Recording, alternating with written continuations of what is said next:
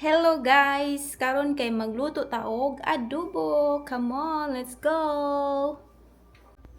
So, these are the ingredients. Nagamit tag pork chop, tayon, potatoes, onions, garlic, tidbits, and banana blossoms.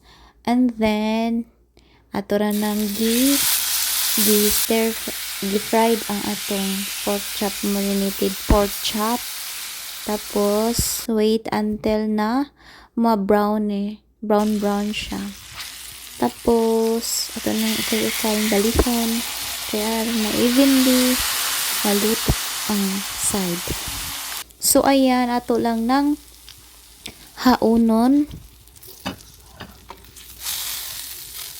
And then, atong i-fry ang atong potatoes slightly. So, ayan.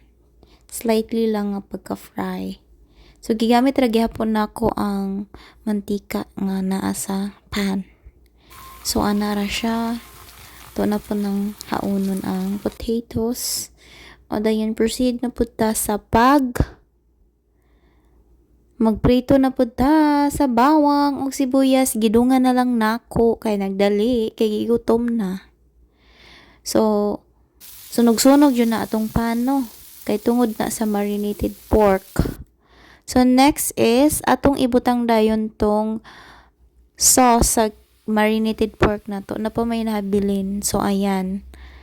Ito lang gibutang para ma-boil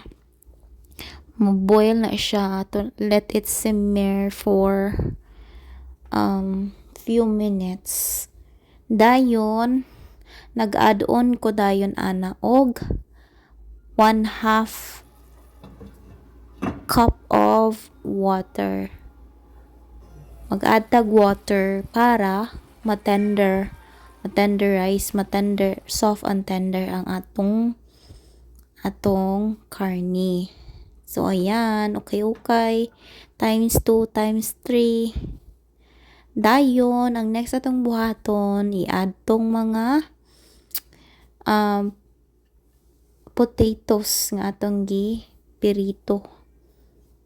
Half ano to siya pagkaluto. Then, i-add ang tidbits, ang pineapple chunks na mo-add na og flavor sa atong adobo. Dayon, ukay-ukadyon para manuhot ang timpla. Dayon, butang na daytong scallions or mga punuan sa sibuyas dahonan. Then, magbutang na dayon ta og paminta leaves. Humot kay na siyang paminta leaves. Sunod, banana blossoms. Dayon, ato ng patawd-tawran. Pabukal-bukal ang ginagmay.